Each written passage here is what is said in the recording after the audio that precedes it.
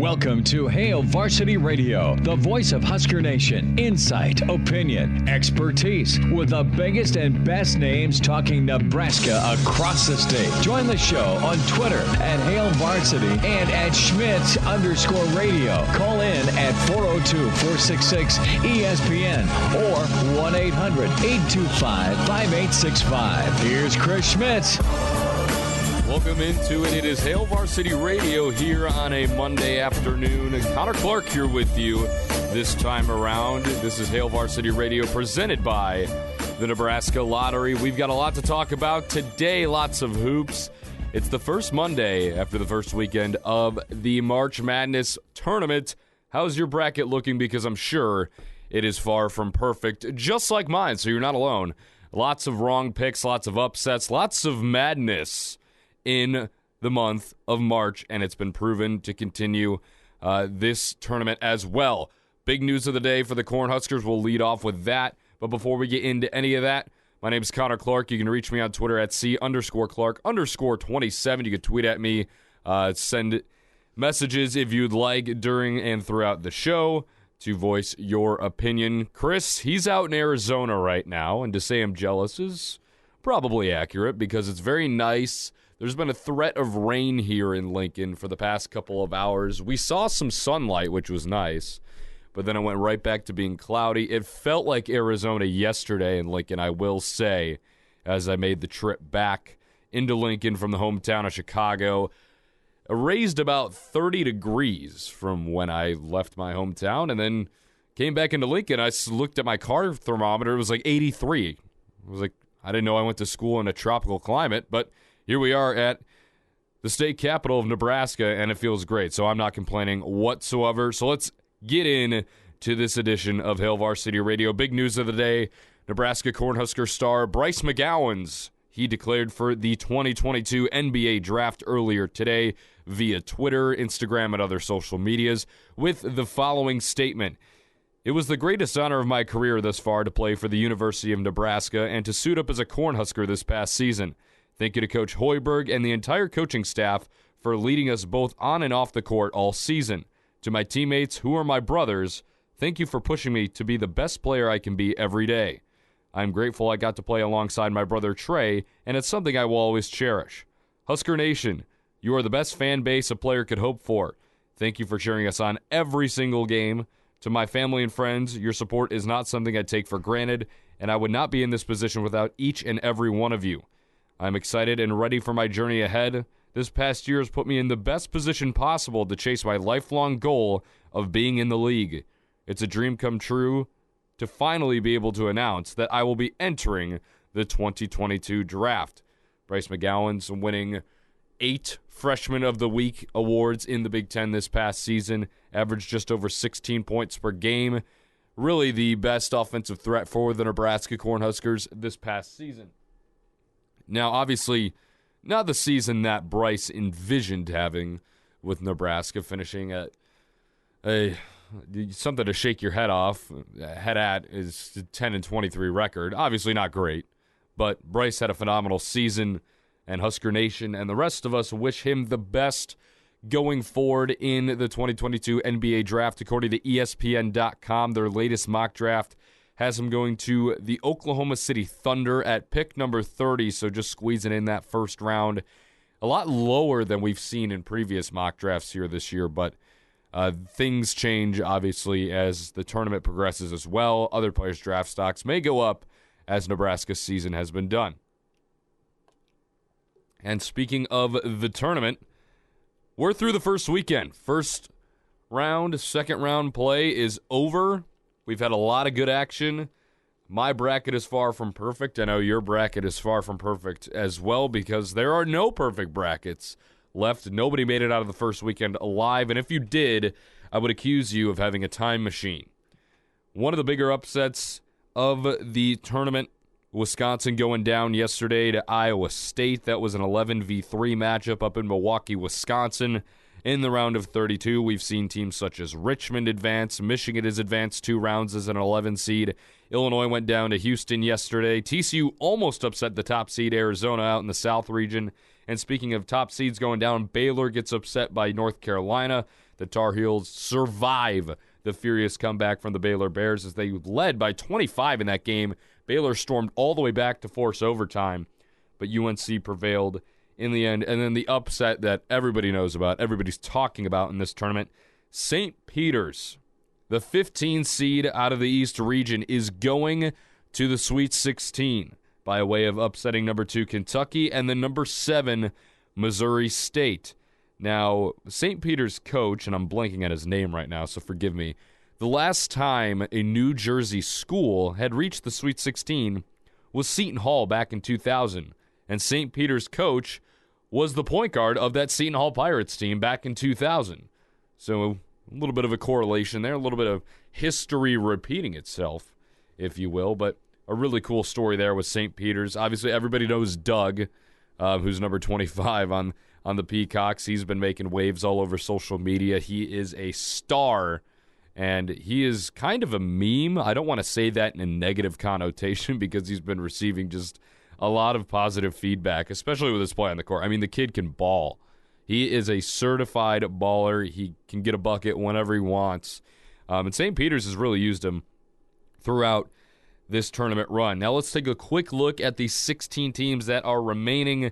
Gonzaga, Arkansas, Texas Tech, Duke, North Carolina, UCLA, Purdue, St. Peter's, Miami, the U that is, Iowa State, Providence, Kansas, Nova, Michigan, Houston, and Arizona. Now, if you're like me and you had Kentucky winning the entire thing, I can sympathize with you because that just did not end well for you or I. And if you're in a bracket pool, which I am in many bracket pools, you probably find yourself towards the bottom of the standings, depending on what else you picked. Luckily for myself, a lot of my picks have just been wrong for one game. Obviously, the Kentucky one going all the way, that doesn't help. But that's just one of my Final Four teams. So hopefully I can get 3 out of the 4 correct. But Gonzaga, Arkansas, that'll be a great game. Gonzaga was in a dogfight with Memphis. Their pace that they play at is just simply unbelievable. When I was watching that game against Memphis, it was a track meet. I was getting tired just sitting there watching that game because Gonzaga, you'd blink and they'd be on the other end of the floor. And credit to Memphis, they were battling in that game. And they went back and forth, and Memphis finally ran into some foul trouble. They had to bench a couple of big guys, some key players. Amani Bates got hurt in that game as well, halfway through about. So that was a big turning point in that game. And Drew Timme, 21 points in the second half, seemed non-existent in that first 20 minutes. Just 4 points. He comes out, he starts the second half, 8 of 8 from the field, and the rest is history. If you haven't seen his post-game interview from that game, please go do that. Go listen to that because it is something else. I thought it was awesome. But moving on to the next game in that West region, Texas Tech and Duke. Duke escaped Michigan State and Tom Izzo. Coach K, Tom Izzo, that's a timeless rivalry, especially in the NCAA tournament. Coach K gets revenge from that upset win that Michigan State pulled off against the Zion Williamson Blue Devils back in 2019. So Duke will face the number 3 seed, Texas Tech, in the Sweet 16. Texas Tech was my dark horse pick to win the entire tournament before the bracket began. I still stand true with that. I think Texas Tech can beat this Duke team, but Duke showed that even when they're struggling on the defensive end, they can get you a bucket, and it's not going to matter at the end of the day. UNC, UCLA, that'll be a really good one. A couple of blue blood programs right there. UNC an 8 seed, not as high as they usually are, but man, can they score the basketball, especially in this tournament. They've been on fire. They've been really fun to watch. UCLA is really good guard play. They've been really consistent, honestly, throughout their entire team. They put a beating on St. Mary's to get to the Sweet 16. Purdue and St. Peter's. I'm going to have Purdue win this. I'm sorry. I don't want to crush the hopes and dreams of Peacock fans everywhere. And really, we're all Peacock fans at this point. But their run is going to come to an end at the Sweet 16. If they beat Purdue, I wouldn't be complaining because my bracket is out the window. I don't care anymore about my bracket. So I'd much rather see the upset, but I think Purdue's too good. They've looked really solid here in their first 2 games in this NCAA tournament. On to the other side, Arizona and Houston. Houston looked very solid against an Illinois team that is struggled here in the past couple of weeks. They escaped Chattanooga, and then Houston proved to be too much on the offense and defensive end, holding Illinois to just 43 points in that contest. They'll face the top-seeded Arizona Wildcats, who just got out of the hands of TCU last night. That game was phenomenal, especially the ending of that game. That game was awesome. It had it all. There were clutch threes, big-time and ones. It went to overtime. It looked like TCU was going to win it there for a second, but then Arizona showed us all why, that they are a number one seed in this tournament. Michigan and Villanova. Michigan is a team that many thought maybe shouldn't be in the tournament with the 14 losses. They've proved everybody wrong. They are in the Sweet 16 out of the Big Ten. They currently sit at 19-14 now after the 2 wins in the NCAA tournament. They face a 2-seed in Nova that is really experienced, and they were in a pretty heavily fought game with Ohio State yesterday in the round of 32. Ohio State gave them all that they could handle, but Jay Wright is one of the best coaches in the country, and when you have Colin Gillespie, who's one of the best guards in the country, that's going to propel you far into this tournament. Colin has a ton of experience, as well as the majority of that Villanova roster. So that's a team to definitely look out for. They could also be a dark horse pick to make a run at this championship. Kansas and Providence, I think Kansas wins this one. Providence, at one point during the season, was the luckiest team, according to KenPom, which is a metric. If you don't follow college basketball super heavily, that is a metric in college basketball. So they were the luckiest team. I don't know if they still are. I would have to check on that. But they got out of the hands of Richmond, and Richmond really, they started slow. They really couldn't come back. Providence played well in that game. South Dakota State pushed them in the first round, but they will play the top seed Kansas in the Sweet 16. Kansas got a push from local team Creighton. Creighton down 2 starters in that game, almost pulled it off. No Kalkbrenner, no Nemhard, and O'Connell and company almost pulled it off. The boys from Omaha, hard to fault that effort that they put on in the second round of the Midwest region. In the final game is Iowa State and Miami. I like Iowa State here. I think Iowa State's looked really good. I was fortunate enough to see them in person in the round of 64 against LSU. Once I saw their game and then Wisconsin's game after that, I said to myself, well, Iowa State has a legitimate chance to beat Wisconsin here. And then you saw Chucky Hepburn go down, which nobody wants to see, especially if you are from the Cornhusker State or the city of Omaha. But he goes down, and that's really a big game changer, because I know Chucky's only a freshman, but man, has he been valuable to this Wisconsin Badger team. And he went down. Johnny Davis really couldn't get it going. Brad Davison had a tough day. Tyler Wall has been struggling as well.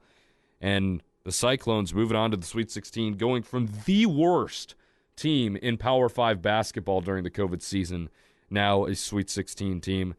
Miami, they've been playing well, led by the guard play of Charlie Moore, but I don't think they will have enough magic left in them to take down Iowa State. I could come back here next week and be completely wrong, just like last week, so nothing new there when it comes to the brackets. Later on in the episode, we've got Charlie McBride at 5:05 to kick off Hour 2, the black shirt legend of a defensive coordinator. He's got a bunch of wisdom to spread as spring ball, and the spring game is coming up here in just a couple of weeks. So that will be something to look forward to, especially for Husker Nation. More basketball news as we roll on this week. Obviously, Chris Schmidt, he is out in Arizona. Elijah Herbal cannot be in today. He is back home dealing with some sickness, so we hope Elijah feels better as well. Once again, Bryce McGowens going to the NBA draft. He is projected to go 30th overall in the first round of the NBA draft to the Oklahoma City Thunder. A couple interesting names going around in that NBA draft. A couple Big Ten names in that top 5 region. Jaden Ivey, I believe, was the 4th overall pick, also to the Oklahoma City Thunder, who is they have 2 picks in that first round, so that's a name to look out for. Johnny Davis was spotted in the top 10 as well to the New Orleans Pelicans.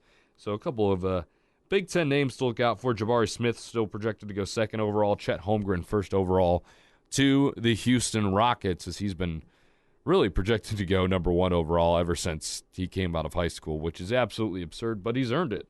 A name I'm really curious to see what happens after his collegiate career, and is a teammate of Chet Holmgren, is Drew Timme. I know I just talked about him a couple moments ago about his performance against Memphis, but when that dude turns it on, man, he turns it on, and it'll be interesting to see where he falls, whether that's in the NBA, in the G League, or overseas. Wherever that guy goes, I think he will have success. And he just seems like, at least to me, as an outsider, not a Gonzaga fan, it seems to me like he's a pretty likable guy.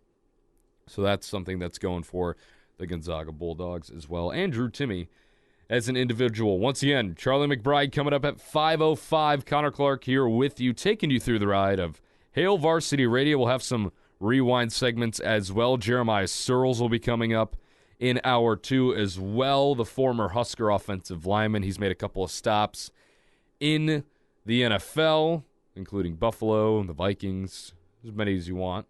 He played about 6 years in the NFL, if I'm not mistaken, and he played about on 6 different teams. But Jeemiah Sirles, always great to have him on Hail Varsity Radio. Great guy to have on as well. Brings a lot of Husker spirit. If you haven't seen it yet, Bussin' with the Boys was back in Lincoln as well, just right before the spring break happened for UNL students.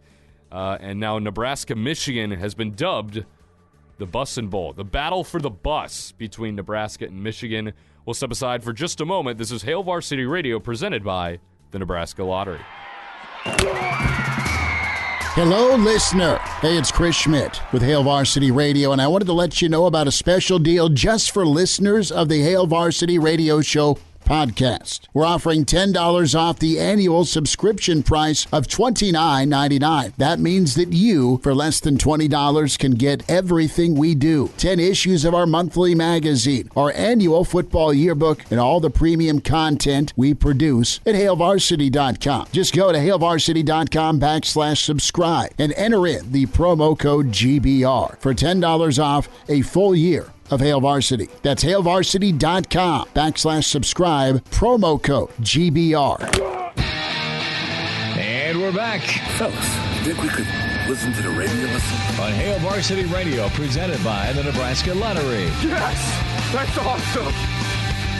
Back here on Hail Varsity Radio, presented by the Nebraska Lottery. It's segment 2 of Hour 1. Connor Clark here with you, bringing you through the 2 hours of Hail Varsity Radio today. Chris Schmidt out in Arizona enjoying himself in the hot weather. Meanwhile, it's cloudy. Not too bad temperature-wise, though, in the Star City. Let's dive into some Nebraska baseball. Now, this is a team that had high expectations heading into the season after the Big Ten Championship last season, a 30-plus win year, off to an 8-11 start and losing 2 straight. After the win streak that they put together, which was a 4-game win streak between the Omaha Mavericks and New Mexico State, and then one against Texas A&M Corpus Christi, but then Nebraska dropping the last 2 against Texas A&M Corpus Christi, losing on Saturday, March 19th, 4-1, and then yesterday 21-4, and that is about as lopsided as you could get here in baseball. We could hear from a couple of players and coaches from this team, and everything that was published and all the post-game pressers were extremely short, but one that was a little bit longer, at least comparative to the other interviews that happened yesterday, was Cam Chick, who's a team captain. Let's hear from him about what he had to say about the 21-4 loss to Texas A&M Corpus Christi. As a captain, how surprised were you with how today went? Yeah, this was a bad one. Probably one of the most embarrassing ones I've been a part of. Nothing went our way. We didn't help ourselves out when we needed to the most. We're making the plays, we're getting the hits. We had runners on, couldn't get them in. Anything that went wrong did go wrong for us. And as a captain, you kind of just got to go out there and lead by example and lead. But all of us, top to bottom, we just got to do a lot better than that, because that was just embarrassing. Do you have anything like this is coming up just for Not at all. I mean, we've been at the top of our game for the last week. Everything's clicking. We're playing as a team. 1 through 9's doing their job. Pitching staff's doing great. And then all of a sudden, it's baseball, but still, there's got to be a fine line where you kind of just shut it down and make it stop there. And we just never did that as a team. Was this a carryover from yesterday in any way, do you think? I don't think so. I mean, we came back out, mad, because you never want to lose on your home turf. And then just like today's championship Sunday, You want to go win a series and, get that first one of the year, but just came out, and, we came out with a lot of intent and energy in the pregame, but just came out flat during the game. How do you kind of reset things, I guess, with the end of midweek, but I think big play starts, and what's the approach you guys over the next few days? It's definitely a gut check. Comes down from the top down with the captains. We got to look at ourselves and realize what we're doing right and wrong, and, be able to carry that over to the other team and help these young guys out, because, we need every single person in the dugout, just making sure everyone's ready. And it starts fresh. Good thing about baseball, we got another game. We got 35 more games, so one game isn't going to define us, but it's a hard one to swallow. Was this an attitude thing, an approach thing? I don't know. When it goes this forward, what do you kind of contribute? Everything. Attitude for sure. We weren't tough at all. We weren't willing to do what we need to do in the box. 2 strikes. Weren't fighting very well. Barreled a couple balls up, but a couple's not going to get it done. You got to get the ball and play consistently. And when we get runners on, we got to be able to move them. And then defensively, we got to be able to, if we make an error, stop there. Don't make another one. But just didn't do that today. That's Cam Chick after the 21-4 loss that the Huskers suffered on Sunday to Texas A&M Corpus Christi. His post-game presser was about 2.5 minutes. Coach Bolt, on the other hand, didn't really want to sit too long and talk about this one. Was not a very happy manager after the 21-4 loss. Let's hear from head coach Will Bolt. Where do you even begin? Yeah, it was. We got dominated in every area today. Did you see this coming? No. What was even your message to the guys?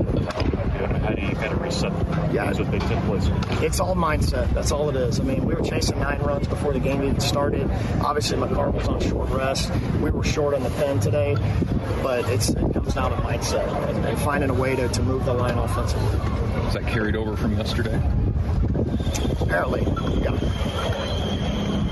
The Carvel was basically just give us what you can give us. Yeah, Shea gave us a great start on short rest yesterday, and McCarvel obviously, wasn't fooling anybody from the get-go. And after a great outing earlier this week, they were all over him, and we just didn't really have anybody. We knew we were stretched thin, so we just couldn't go to the pen super early today, or we're going to run out of pitchers. So it kind of credit to Corpus Christi. They dominated us in every area. In your career, can you think of any comparable moments of this? Nope. You shook up the lineup quite a bit today, too. Was that just giving guys different opportunities?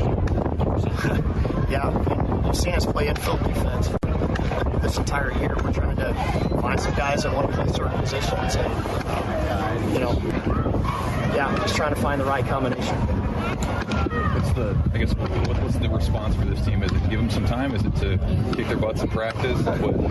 We're going to hold each other to the highest standard possible. So that's what we'll always do, no matter whether we got an 8-game winning streak, we lose by 1, doesn't matter. So there's Coach Wilt Bolt after the 21-4 loss to Texas A&M Corpus Christi. Very short on his answers, and obviously you can hear the frustration in his voice after the lopsided loss to A&M Corpus Christi. Just to take a quick look at the upcoming schedule for the Huskers, they have 4 more games in the homestand, one on Wednesday at 6:35 p.m. against South Dakota State. That's at Haymarket Park. And then a 3-game series against Michigan to open up Big Ten play. That is also at Haymarket Park.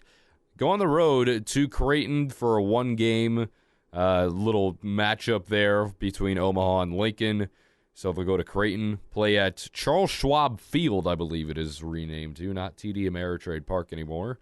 Then they will travel to Ohio State, back to Omaha to take on the Mavericks of UNO, and then back at home for a series against Rutgers, 1 game against Creighton, and then a 4-game series against BYU, and then another game against North Dakota State. So lots of opportunities for this Nebraska baseball team. They just got to go out and seize it. Now, I know that there were a lot of big losses that this team suffered throughout the offseason. Spencer Schwallenbach, Cade Povich, Jackson Hallmark. Jackson Hallmark, he didn't get drafted, but he was signed to the Houston Astros, and he was a guy that gave you a lot on the diamond, in the dugout, and just from an energy standpoint, he gave you a lot. Now, we all know the talent that Spencer Schwallenbach possesses, especially at the shortstop position and in a closer role as well. He was throwing heat. And that was a big reason why Nebraska had so much success, because you get a lead going into the last 3 innings of the game, 7, 8, 9. You could throw Schwellenbach on the mound, and he could get you 3 solid innings, and boom, it's essentially over once he touches that rubber. And then Cade Povich, who was the Friday starter for last year's team, he had a phenomenal season. Now he's with the Twins. So those are big losses, and I know you just can't fill the shoes of those guys. But you have to at least try and find an answer.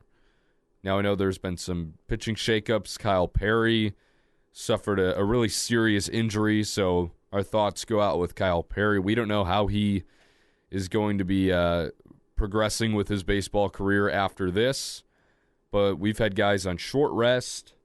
Shea Shanneman, he pitched on short rest on Saturday. He pitched a great game. I know it resulted in a loss, a 4-1 loss, but he pitched a great game. He only gave up 1 run in that game, I believe. He pitched 6 innings. I mean, he was really, really good, and he still picked up the loss. He's 1-3 on the year now. But that is a bright spot. He pitched 6 2/3, only gave up 3 hits, 2 runs, only one of them was earned, 5 strikeouts to 3 walks. That's a good outing. And if you can get more of that out of guys consistently, and imagine if Shea Shanneman has a full cycle of rests there, I don't want to say you win that game because you only scored 1 run, but your chances certainly increase when it comes to winning that game against Texas A&M Corpus Christi. Now, this game on Wednesday against South Dakota State, it's a big one. How are you going to respond from a 21-4 loss on your home turf? I think that is a big turning point for this team and a big focus point, because you never want to lose on your home turf, because A, it's your home turf. B, it's kind of a pride thing as well. I mean, if you're playing for the Nebraska Cornhuskers, you play at Haymarket Park, which is one of the nicer Division I facilities in America. You want to defend your home field. Now, the Jackrabbits come in at 6-12. They just split a 4-game series with Northwestern State. And I know that name sounds familiar because Nebraska has played Northwestern State already this year. Now, they did sweep them in the 2 games that they did play. But Northwestern State put up 16 runs in one of their wins. They put up 9 in a loss because the Jackrabbits put up 13. So we know the Jackrabbits can score.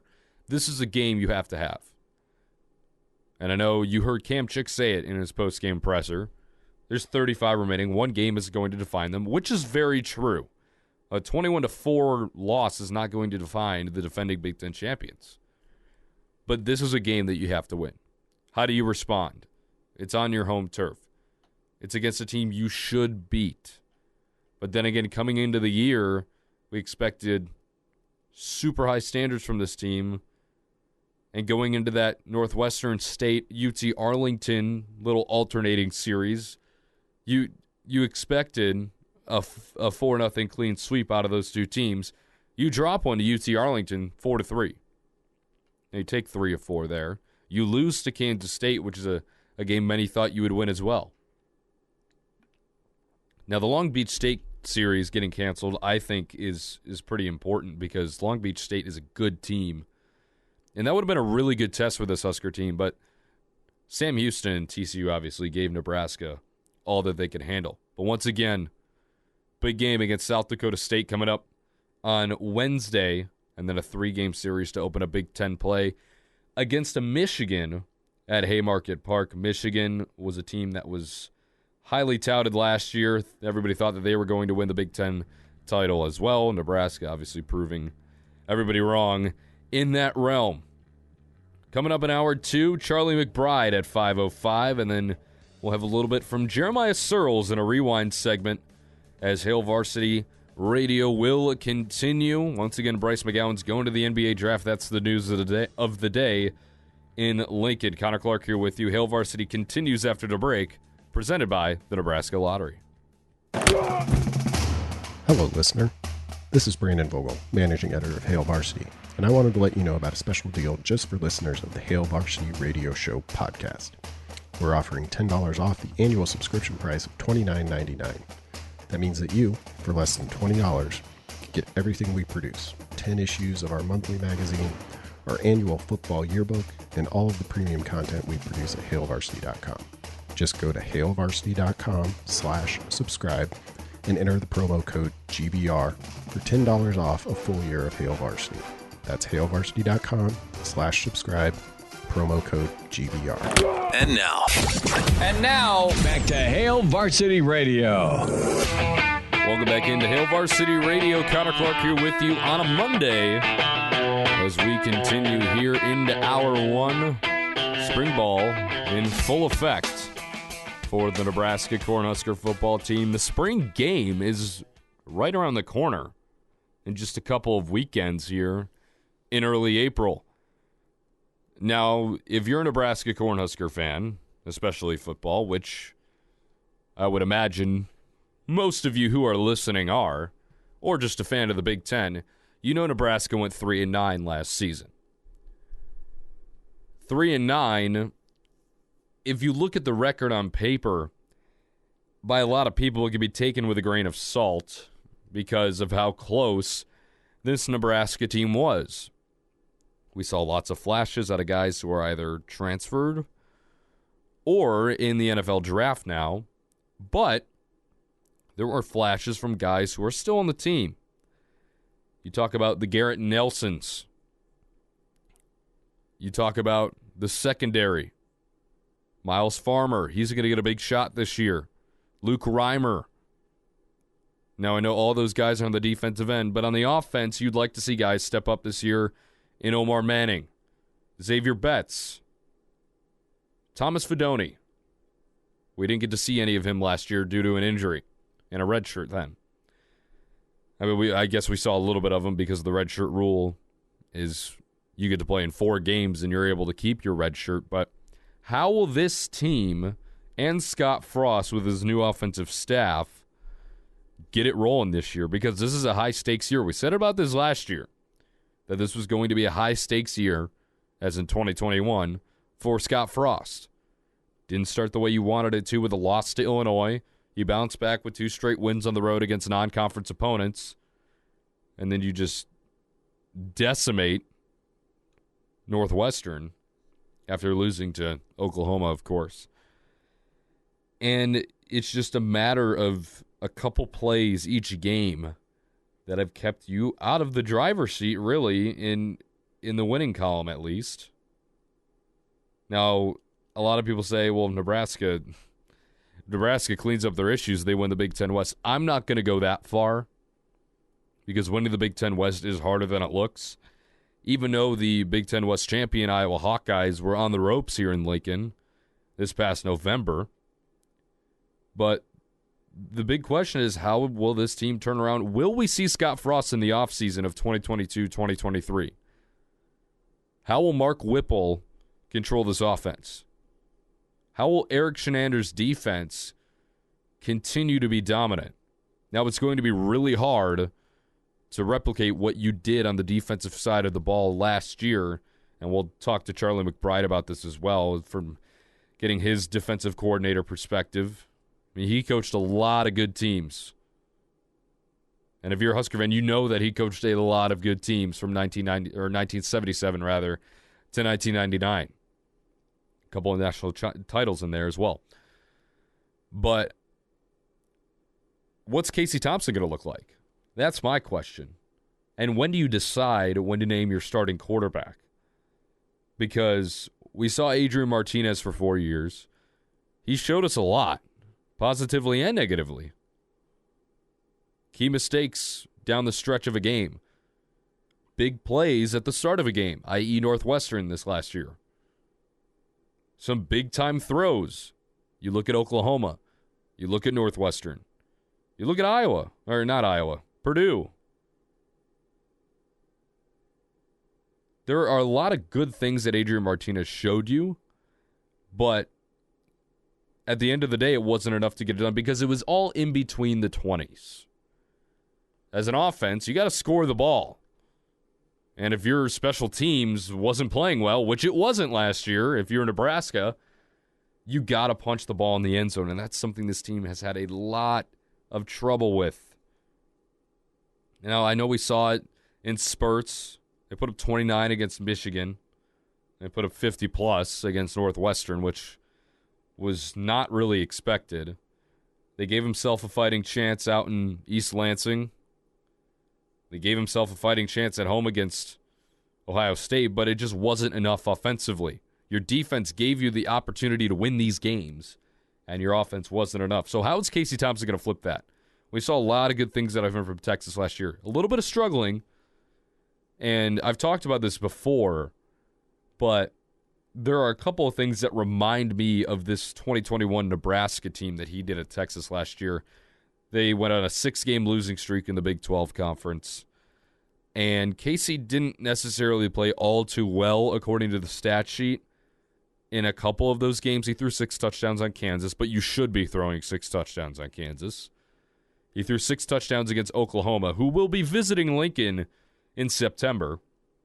That's one matchup that I'm really looking forward to. Can Casey replicate that performance against an Oklahoma team who will be down to their standards after losing Lincoln Riley, Caleb Williams, Spencer Rattler, their tight end? So how's that going to happen? How much is Whipple going to change the offense? Will Ramir Johnson, will he emerge himself as the clear number one? Now, honestly, the problem that Nebraska has in the running back room, I should say, not the locker room, in the running back room, is really a good problem to have because you have 4 guys that can carry the rock effectively. Ramir Johnson being the best out of those 4 guys from what we've seen. I mean, we've seen good things out of Jack Ezient as well. Sevion Morrison, Marquise Stepp. Marquise Stepp is a guy that I would like to see carry the ball a little bit more this year. Now, he's had his injury problems, but he's a really talented back. I'd like to see him get the ball more this year. But this is the year that Ramir Johnson becomes that 1,000-yard rusher that Nebraska is so desperately seeking. You need a 1,000-yard guy on the ground in the Big Ten if you want to be successful, in my opinion. And everybody knows the Big Ten is a ground-and-pound physical league. You can't do the air raid. It's not going to work. And I'm not saying you totally abandoned the pass because Mark Whipple had a really good offense at Pitt. Now, Kenny Pickett obviously is a really good talent. Not every school has that.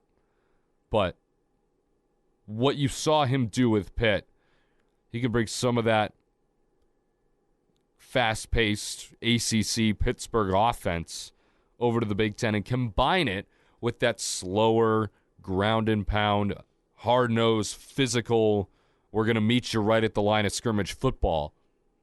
And a combination of that effective throwing the ball and running the ball can be really, really dangerous for the rest of the Big Ten to look out for, quite frankly. Again, you look at the Iowa game, that's a game you're up because a lot of these games that Nebraska played in last year and they lost by a score, they were coming from behind. Iowa, you were up. And I know that's a game that all of the state of Nebraska would love to have, especially after the struggles year after year against the Hawkeyes. But that's a game that you should have. I wonder how much of a competition there's going to be in the quarterback room. Logan Smothers, Chubba Purdy. How much of a shot are they going to get over the offseason? What are they going to look like in the spring game? Those are all questions that I have, and I know I threw a lot of questions at you if you're listening, but hopefully a lot of those will get answered with Charlie McBride coming up at 5:05 to kick off hour number 2. We'll wind down hour 1 in just a second. This is Hail Varsity Radio presented by the Nebraska Lottery. And now, back to Hail Varsity Radio. Welcome back to Hail Varsity Radio, winding down hour 1 here on a Monday afternoon. Connor Clark here with you. You can tweet at me, send me a message, you like this show, if you want to chip in on some sort of topic, at C_Clark_27. Chris Schmidt out of the office. He's out in Arizona. Elijah Herbal back at home. A little sick, but we hope he feels better soon enough, as Elijah Herbal, you know him and you love him, as he's done a great job here at ESPN Lincoln as well. But today will be the first time and probably the only time I will be running the ship here today on Hail Varsity Radio, but I'm glad you're here along for the ride, as we've had a lot to talk about here today. We still got another hour left ahead of us. Once again, Charlie McBride coming up to kick off hour 2. Jeemiah Sirles to follow him, a rewind segment with the former Husker offensive lineman. A couple things I'm curious to ask Charlie McBride is, what kind of mindset do you have going into the spring game? Because you're not close to the season. I mean, it's only April when the spring game will happen, and there's still a lot that you got to figure out. But what's that mindset going in? What kind of mindset do the coaches need to have? What things do they need to have figured out, if any, going into this spring game? Another thing I want to ask him about is, well, when should a starting quarterback be decided? Whether that's Casey Thompson, which it most likely will be, Chubba Purdy, Logan Smothers. When will that be decided? Heinrich Harburg, how much of a shot will he get? Because that dude can throw the ball far. He's got a cannon attached to his body. And then, really, can the Black Shirts replace, and I say replace very lightly, with their losses on the defensive side of the ball? How are they going to deal with that? Will that make that much of a difference? Will it make a huge difference? How will this team respond to losing guys such as JoJo Domann, Cam Taylor-Britt? Because those guys were rocks, and they were rock stars on this defensive unit this past season. They did a lot. You lose guys such as Ben Stilley as well, Damian Daniels, guys up front that caused a lot of disruption. How are you going to replace that? Maybe you don't replace it. Maybe your defense declines a little bit, but your offense goes up a little bit, which I think is the main concern. You have to score the ball inside of the 20-yard line. The red zone, which it's ironically named because it's the red zone. It's the sea of red, but it seems like the Huskers are allergic to scoring in the red zone. It's the red zone. You think a team with the color red, that's nicknamed the Big Red, should live in the red zone, right? But lots of changes coming to this Nebraska Huskers football team. Once again, they kick off their season in Ireland on August 28th against the Northwestern Wildcats. I don't know if I want to call it a rivalry, but I'll call it for the sake of the show right now. A rivalry renewed across the pond. Those games are usually pretty close. This past year was an exception. I've never really seen a Nebraska-Northwestern game be that lopsided. I thought that was a game that Nebraska was really going to have to look out for, because here come the Cats, the Cardiac Cats, but they didn't prove to be too much of a challenge for Coach Frost and the Nebraska Cornhuskers. We'll head to a break here in just a second. Charlie McBride at 5:05. Jeemiah Sirles at 5:25 to kick off hour number 2. And then I'll be back to wrap up the episode with more Husker and tournament news. We really appreciate you listening here on a Monday afternoon. This is Hail Varsity, presented by the Nebraska Lottery.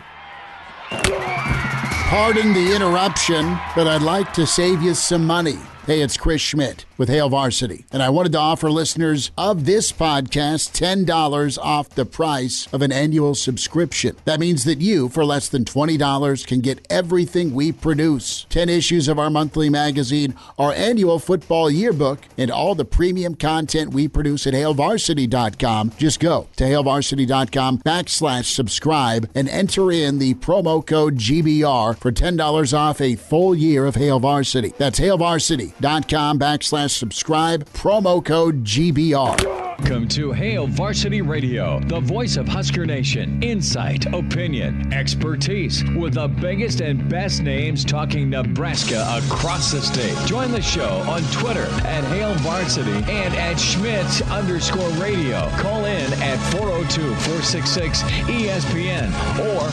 1-800-825-5865. Here's Chris Schmidt.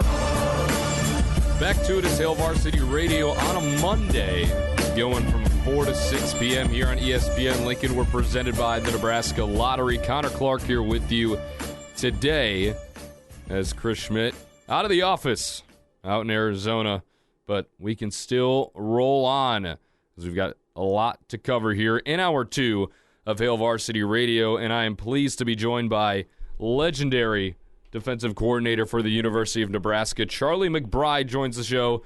Coach McBride, thanks so much for being here today.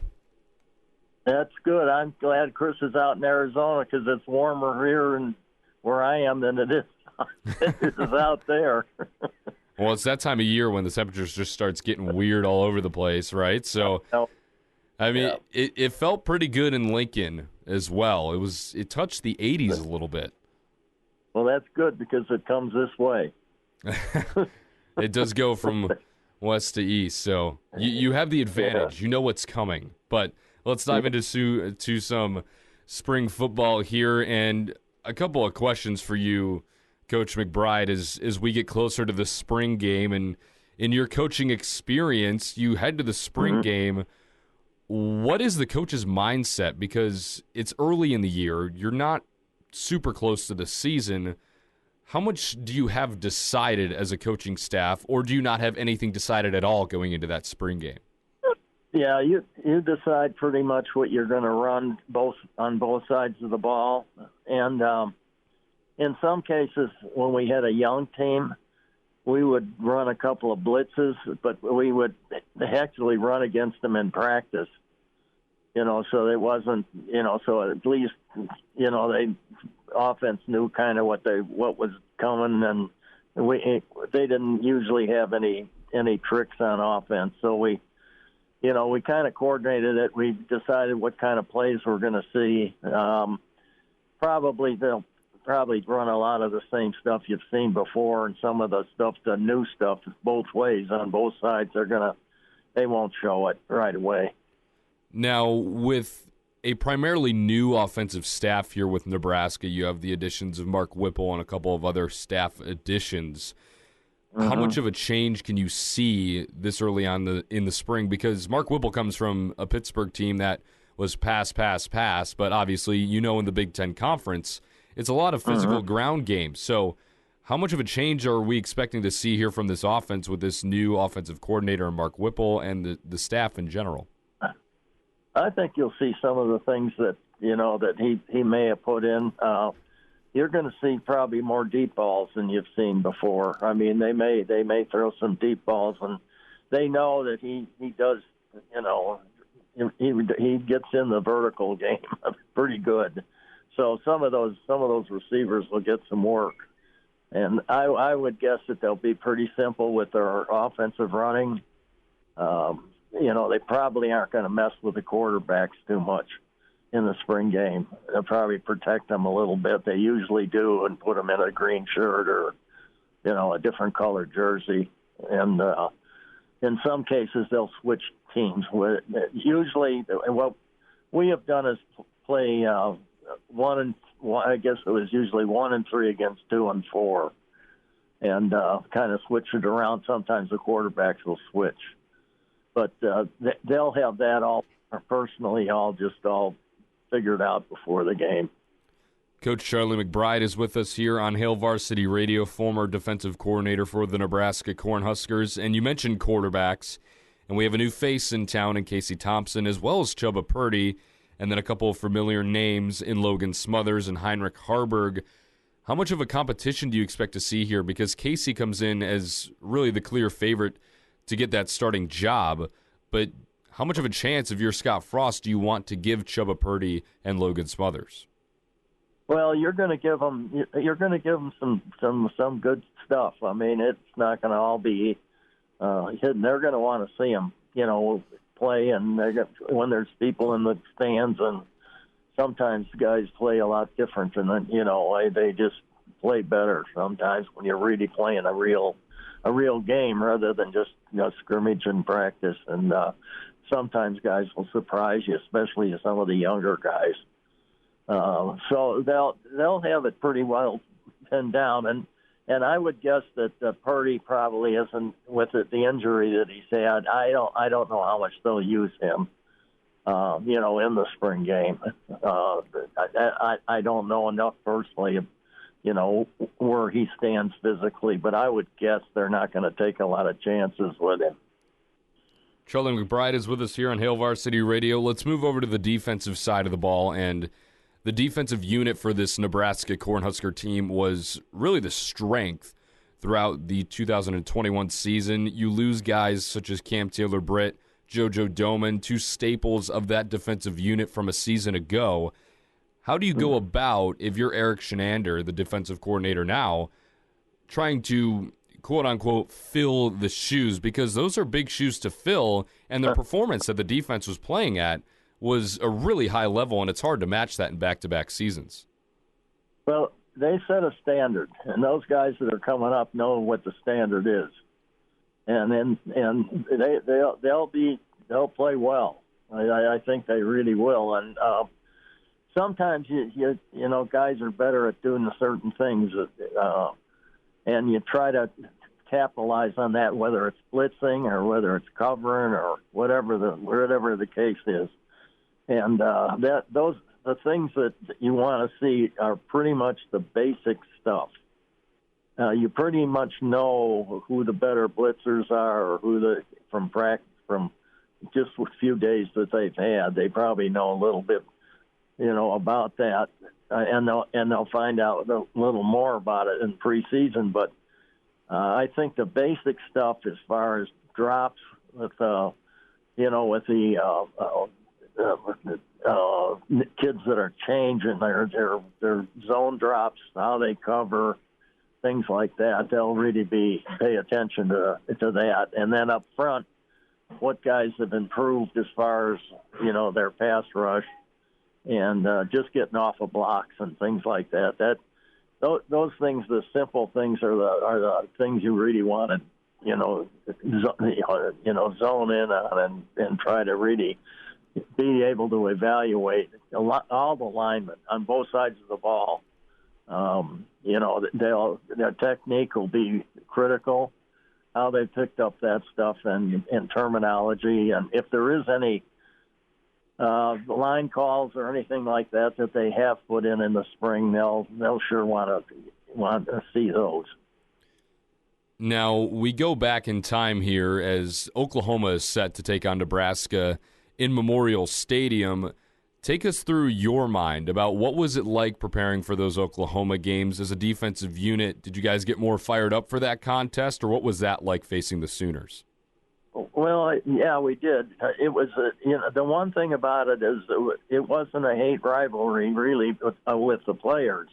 I don't know how the fans were, but it was a respectful rivalry. We knew we were going to be in a game against a great team, and they did the same thing, I think, in most cases.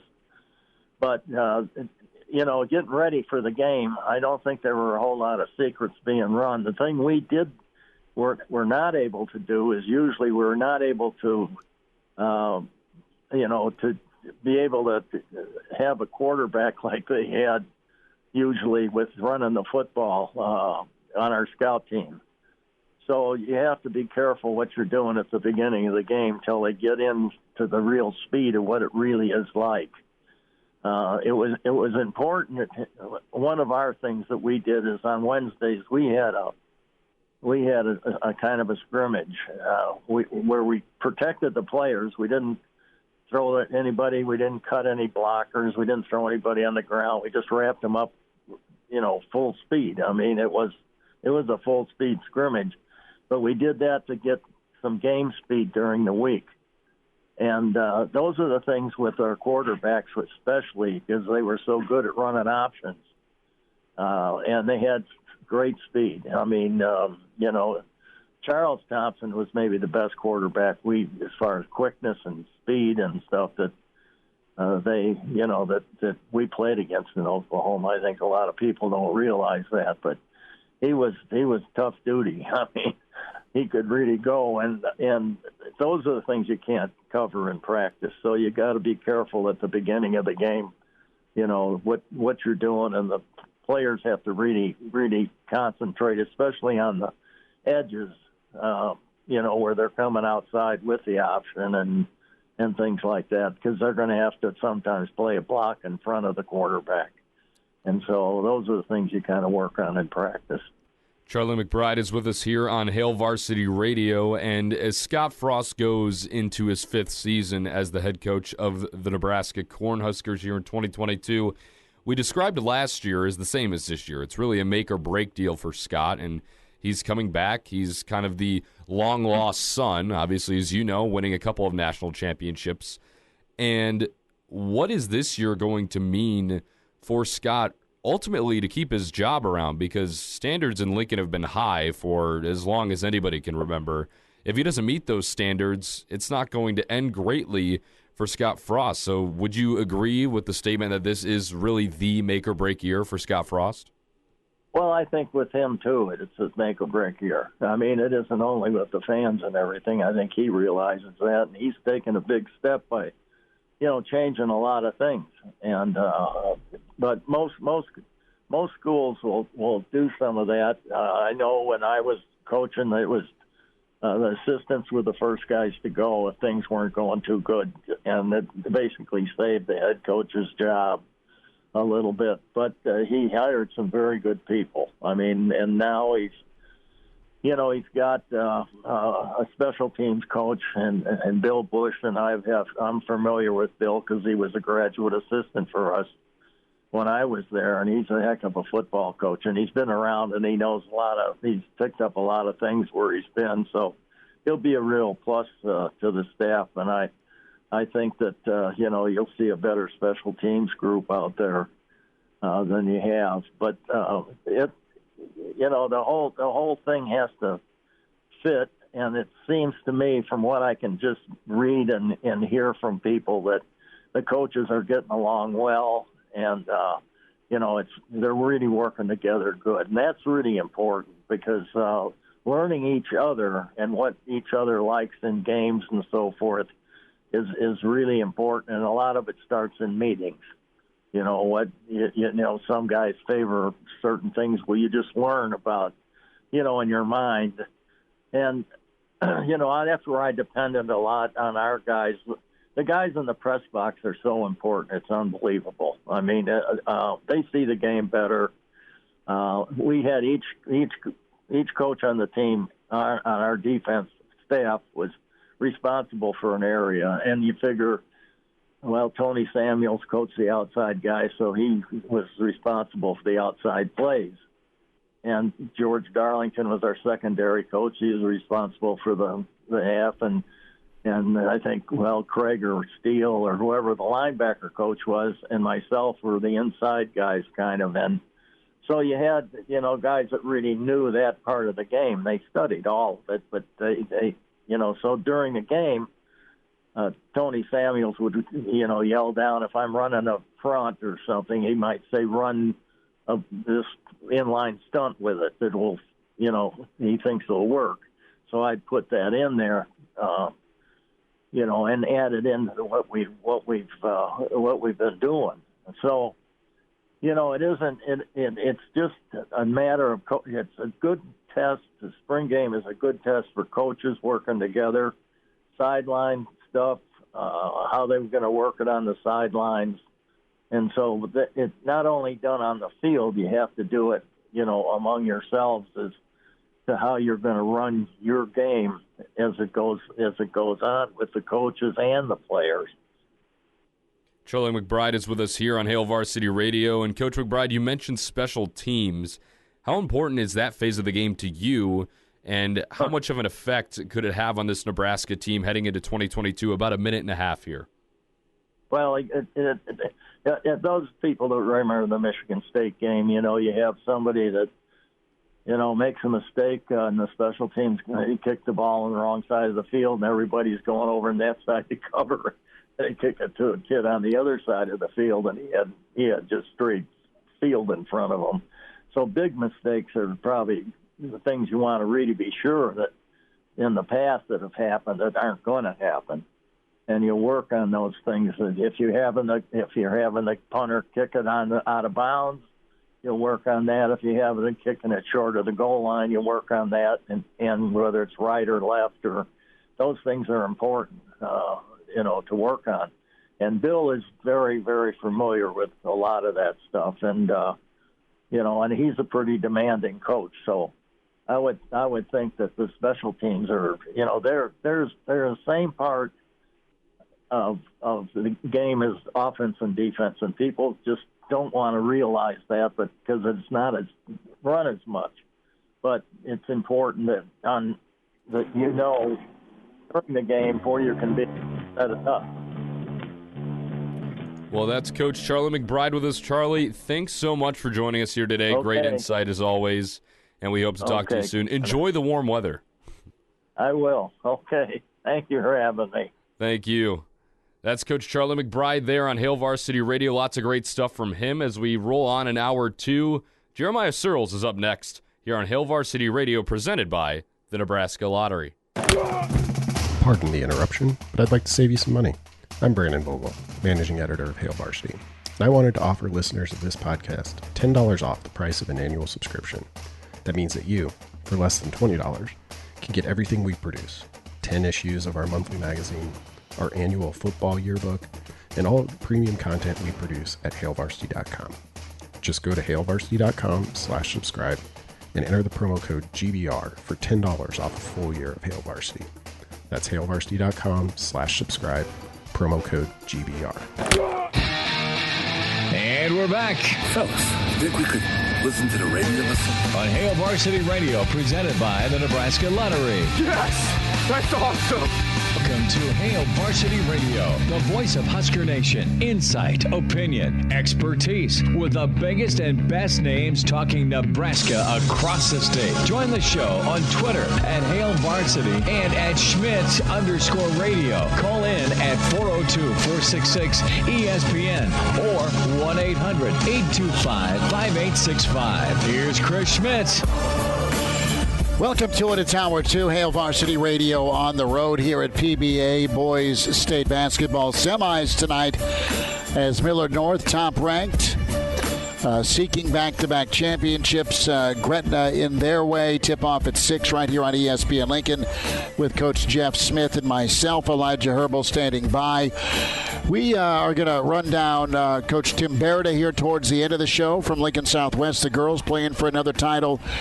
And also hear from Gary Barnett, our favorite sideline man and longtime NFLer and Husker, Jeemiah Sirles, with us at Sirles71_ HSKR. Sirles, I'm on a Red Bull and about 7 Mountain Dews. How are you? I'm doing well, my friend. I just got back from Wisconsin's Pro Day yesterday and get to hang out for about a week here before I head up to Minneapolis for the Gopher Pro Day next week. So lay this out for me, man. Who you supporting, who you checking out? I know Nebraska's Pro Day's around the corner. We'll get to Austin Allen's Combine. I know you're up in Indy as well, but tell us a little bit about your roadie from Minnesota and your roadie you just got back from Madtown. Yeah, so I have 2 clients up there that played for the Badgers last year. Josh Seltzner, their left guard, first team All Big Ten, and then their fullback, John Chanel, brother of the crazy linebacker, Leo Chanel. So those 2 guys had their Pro Days yesterday. We met with Herbig, the outside linebacker for them that'll be coming out next year. We had a chance to get after him, really good player. And so got a left tackle up from Minnesota. I got a left tackle out of Fargo. Austin Allen, obviously, out of Nebraska here. And then we got a long snapper out of South Dakota State and a center out of Utah State. So I'm doing the circuit this month, hitting all those Pro Days, making sure I'm there supporting my guys, anything they need, and then jump on recruiting for next year. Jeemiah Sirles with us, Hail Varsity Radio. So, Sirles, when push comes to shove and you got to take care of some folks, what do you do for dinner? I ask this because there's a Twitter revolt towards your friend Will Compton, and where he took Taylor for breakfast today in Lincoln. Yeah, I mean, if I'm in Lincoln, there's only a couple spots you can go for breakfast. I mean, number one is Virginia's Cafe over there right next to the old radio station. Yes.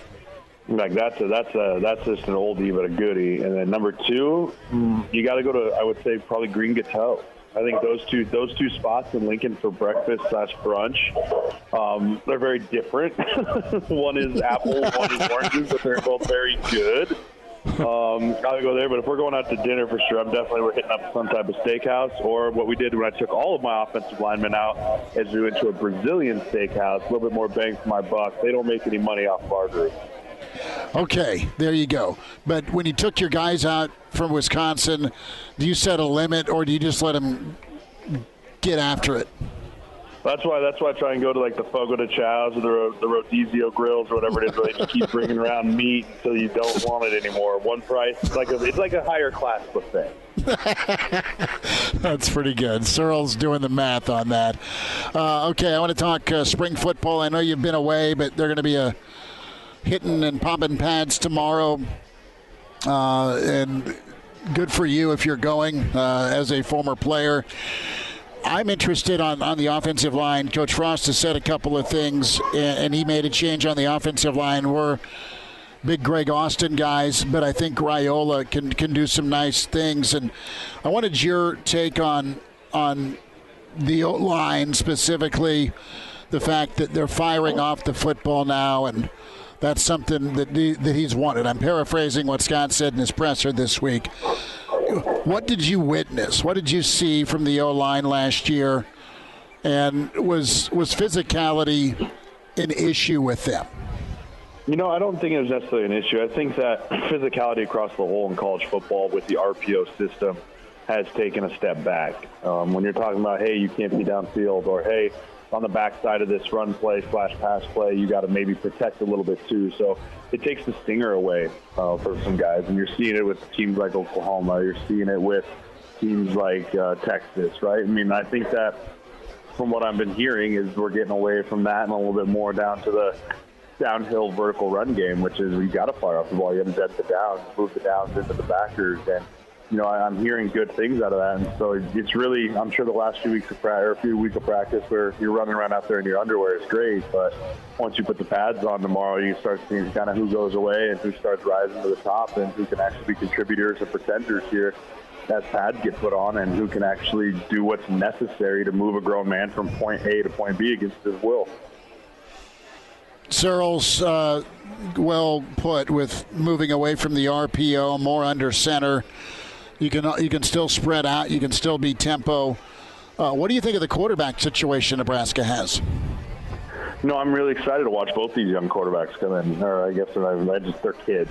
And Casey Thompson and Toba Purdy, I think competition's great. I think that everything I've been reading and hearing from Casey Thompson is just how much of a good leader and how much he's really kind of taken that charge on, put it on his own shoulders. And, that's something that leadership is earned, not given. And so I think he's been earning it through his summer workouts. And I heard nothing but glowing things about him. And I've heard the same thing about Chella. I think both these guys are going to get fair shakes. And as always, you kind of set the groundwork for the fall camp during spring ball. And then, obviously you compete for your starting job in fall camp. But if you have yourself a good spring, you earn more reps in camp, and, it's just going to kind of be who's the hot hand come September and who can lead this team to win. But I think we have good options there, and I'm excited to watch these guys both start growing.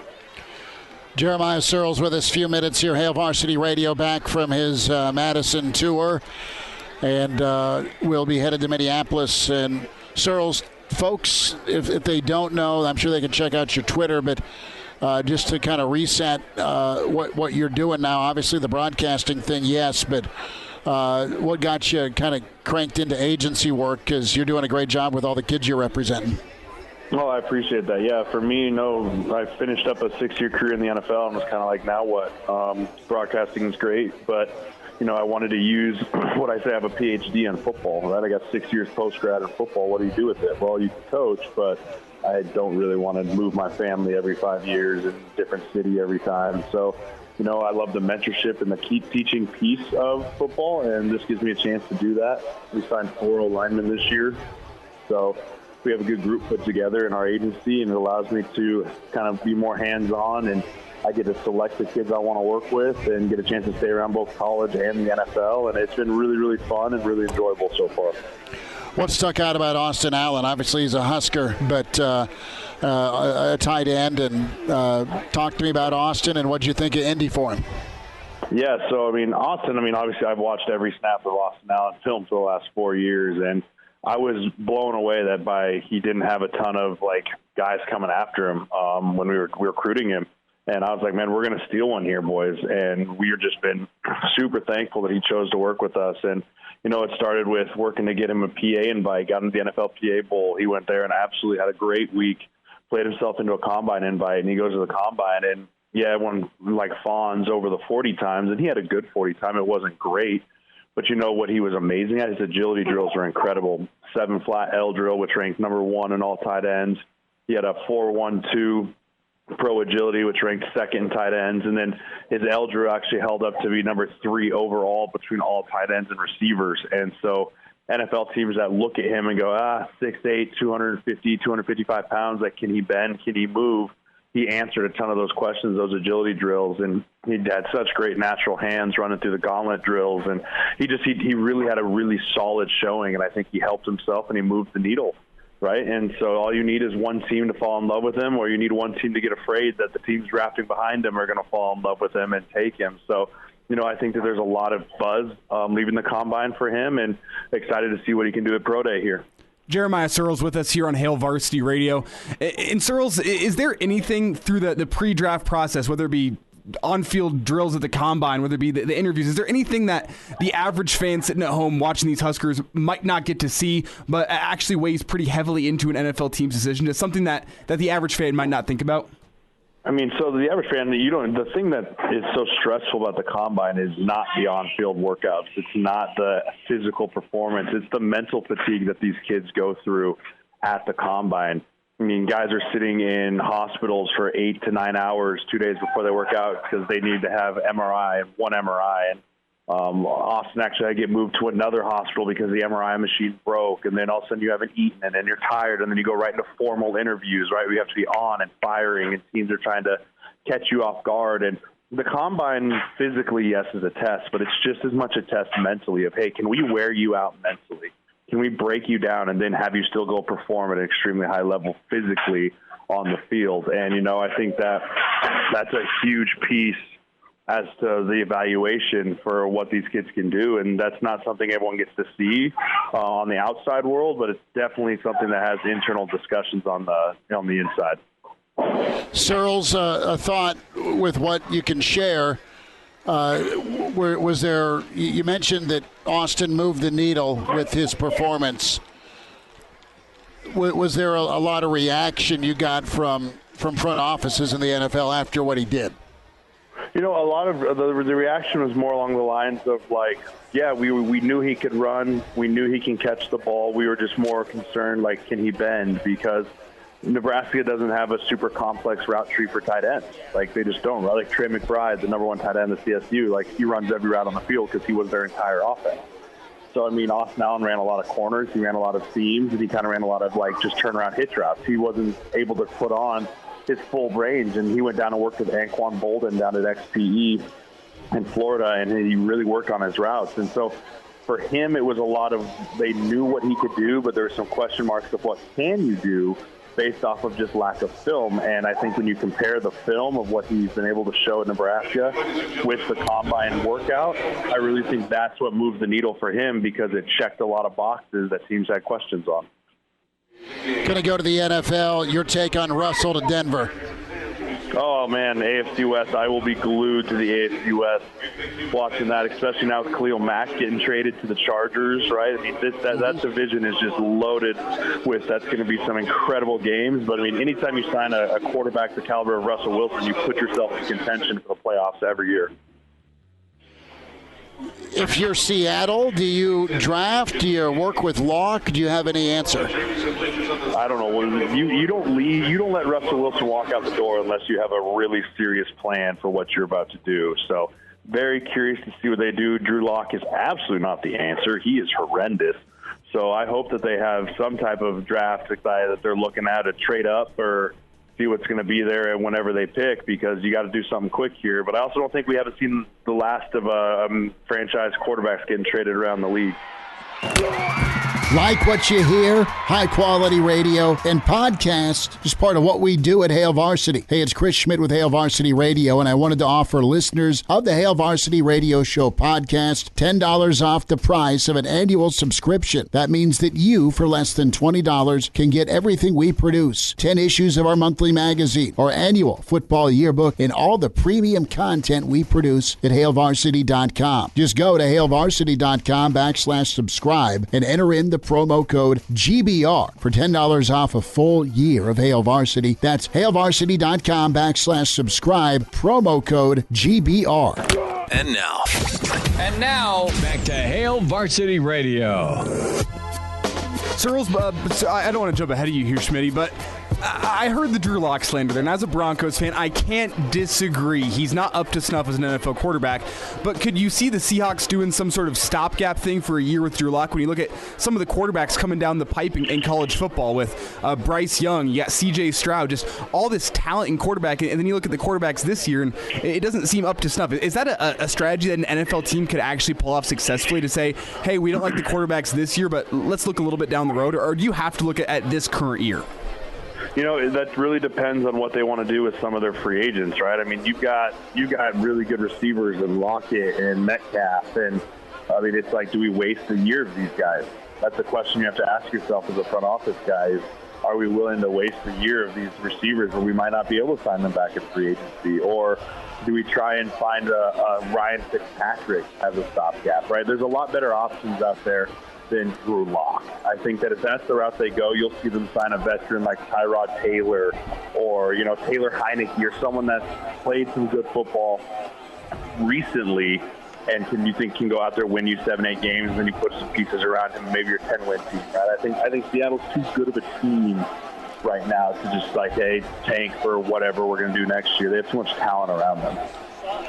Wentz to Washington. Thumbs up on that. What do you say about Carson? I don't think he was awful in Indy, but wasn't as good as I guess he needed to be. He's the poor man's Phillip Rivers.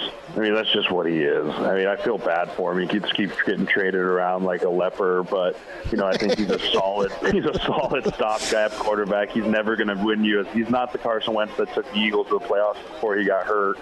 You know, on that Super Bowl run year, he's just never really come back. But again, we talk about the stopgaps, right? I think that's a team that you look at and they felt like with the defense that they have, they're really close. And Carson could be a missing piece with that, and we want to go compete against Dallas every year in that division.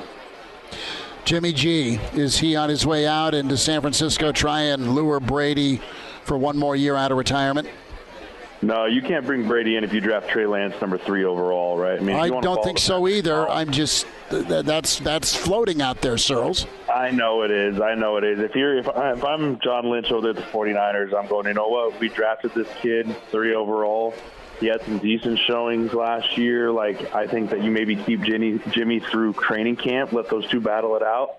And then unless Jimmy has some crazy roster bonus or something, maybe you try and move him right before season. Sirles, last thought here, about 30 seconds. And with the last thought, I want to go back to the combine. It didn't really fit with our earlier conversation, but I want to get your take on it. Jordan Davis from Georgia, 343 pounds, running 4.78. Would that strike fear into your heart as an offensive lineman? No, I'm glad I don't play in the league anymore, and I don't have to block those animals. So, yeah, I'm pretty happy, but he's an absolute freak show. 4.78 at 340 is not normal, man. That's crazy. 10-1 broad. And he'll go extremely high.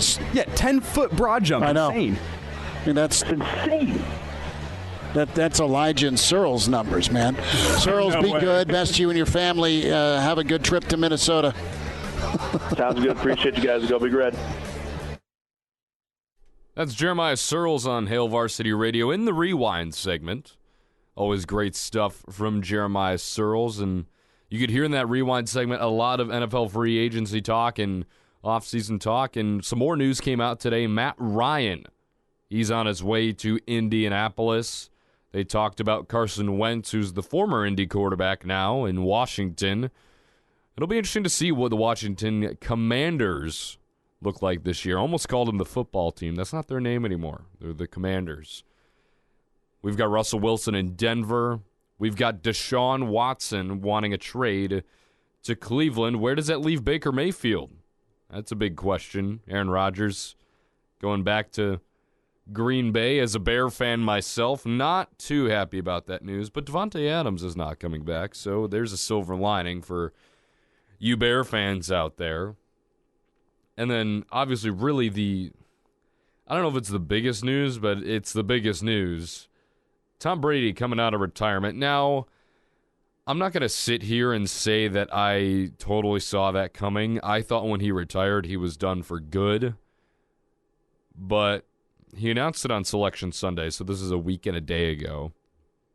And he's coming back for at least one more year with the Tampa Bay Buccaneers. My thought on it is that if he ends up winning this year, then he'll be done for good. I think he wants to go out a winner. Not that he hasn't won at all in his career. He's probably done enough winning for the rest of us NFL fans and teams. But he wants another Super Bowl. I know he was very dissatisfied with how their season ended. They almost pulled off the comeback against the eventual Super Bowl champion LA Rams, and good for Matthew Stafford, spending all that time in Detroit and then going out to LA, winning a Super Bowl in year one. Good for him. And speaking of the Rams, they just got Allen Robinson as well. So they got Cooper Kupp and Allen Robinson. Now, I know Allen Robinson has been stuck with subpar quarterbacks over the years with Jacksonville and Chicago. But with him getting the rock from Matthew Stafford, now, obviously he won't be the number one target because of Cooper Kupp there. But I think he could have a really good season. In 2019, 2020, those 2 years combined, Allen Robinson had 200 catches in an offense with the Chicago Bears that was not very good. And I don't want to slander my own team here, but let's just face it, the Chicago Bears offense was not very good. Mitchell Trubisky was, as more information comes out, it sounds like he was not put in a good situation at all for him to succeed. So it's remarkable that he had 200 catches in 2 years. He had 98 in 2019 and then 102 in 2020. So him on the Rams makes that offense that much more dangerous. It'll be interesting to see how the AFC West develops. Khalil Mack to the Chargers. Obviously, you already have Justin Herbert there. The Las Vegas Raiders are just getting better. The Denver Broncos are in the mix now. Everybody was saying they're a quarterback away from being a really good team. Well, is that true this year? That'll be a question that'll be answered. And then obviously you have the Kansas City Chiefs. Patrick Mahomes, Tyreek Hill, Travis Kelce, Andy Reid. That team's not going anywhere anytime soon. So that division is going to be a lot of fun to watch. It's going to be the AFC West, and the NFC West is usually pretty good. But the AFC West definitely takes the cake for the best division in football heading into 2022. Now, were you a fan of Brady breaking his own news on Selection Sunday literally like 15 minutes after the brackets came out? But I'll sit here and say probably not. Now, look, I'm not like most people. I don't dislike Brady. I did for a little bit there when he was with the Patriots, probably like 7 years ago, around the Deflategate. But other than that, I've never really disliked Brady. I still don't dislike Brady. But not the greatest timing there, Tom, on your own announcement with a Selection Sunday for the first normal tournament in 3 years. But that's just my 2 cents on it. You can let us know. We'll wind down Hail Varsity on a Monday. We heard Charlie McBride. We heard Jeemiah Sirles. You'll hear more of me after the break. This is Hail Varsity Radio. We're presented by the Nebraska Lottery right here on ESPN Lincoln. Miss us? Come here, brother. Give me a hug. Bring it in for the real thing. We're on call for you. Catch the podcast at hailvarsity.com, the ESPN Lincoln app, or download them on iTunes. Saddle up, partner. Back to Hail Varsity Radio. Winding down Hail Varsity Radio on a Monday. Connor Clark here with bringing you the entire show today. Chris Schmidt out in Arizona. Elijah Hurrdat a little under the weather. But other than that, all is good here in our ESPN studios with Hail Varsity Radio. We talked about a lot today. Talked about college basketball. Talked about Bryce McGowens going to the NBA. We talked spring football with Charlie McBride. We talked Husker baseball. We had a rewind segment with Jeemiah Sirles. And let's round out the episode. Let's talk women's basketball. First round exit for the Huskers this year, but a lot to be proud of when this team took the floor. They lost to Gonzaga, the 9 seed. It was the 8-9 game.